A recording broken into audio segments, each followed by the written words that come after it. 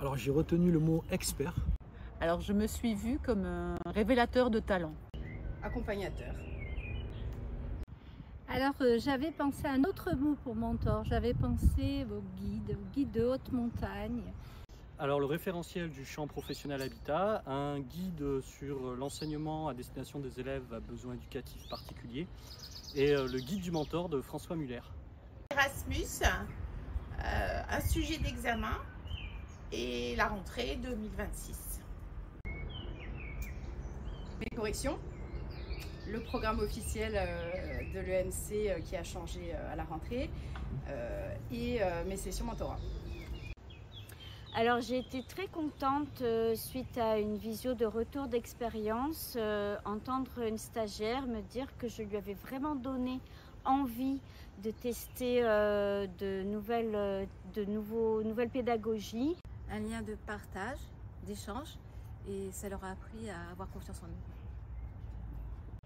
Alors c'est difficile d'en être vraiment certain, mais il me semble quand même qu'on est arrivé avec les mentorés à établir une relation de confiance et on est arrivé à des moments d'échange assez authentiques ensemble et ça m'a beaucoup plu.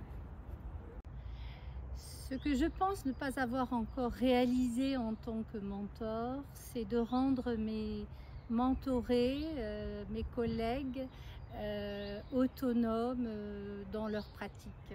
Proposer aux professeurs mentorés des formations transversales avec d'autres disciplines.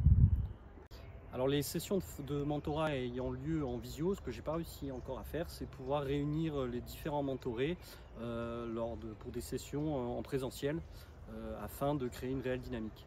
Donner toutes les réponses aux questions qui me sont posées par les professeurs. Partager l'expérience au niveau européen et international. La principale difficulté, c'est d'arriver à tout gérer, aussi bien ma mission d'enseignante que de mentor, que de chargée de mission pour certaines implications dans l'académie.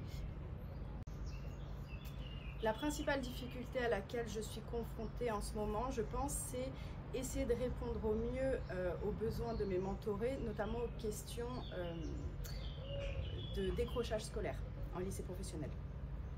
Ce qui pourrait m'aider, c'est avoir plus de temps dégagé par rapport à mes obligations de service.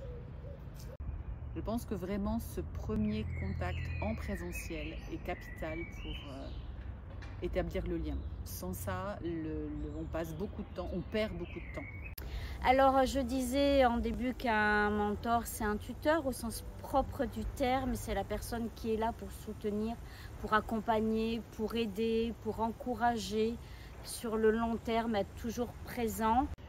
Mentor, c'est pour moi redonner du sens, de l'envie quand ça manque et être un guide, un soutien.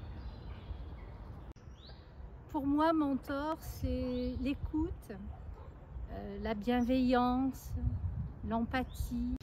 Alors si je devais en parler à un collègue, je lui dirais sois à l'écoute, sois bienveillant.